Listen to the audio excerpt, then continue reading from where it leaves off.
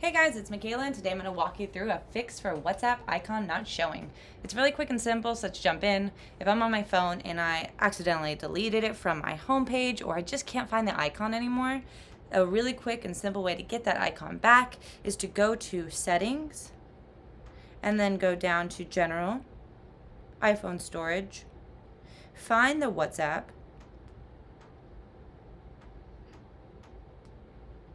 here it is.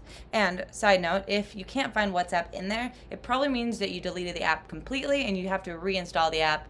But we're going to do that anyway, so if you come here, we're going to delete this app anyways. Once the app's deleted, we're going to get out of there and go into our App Store, where we're going to search for WhatsApp, and we're going to download it. So the download process will take a few minutes, but once it's downloaded, I'll jump back in and show you what to do. All right, so it's downloaded all the way. What we want to do is get out of there again. And if you look around, you can see that it's still not there. The new update doesn't just put it on your screen. So what you have to do is swipe all the way to the right. And then up top, it says recently added. You click on those and you hold down the one you want. So we want WhatsApp, add to home screen, and there you go. Super simple.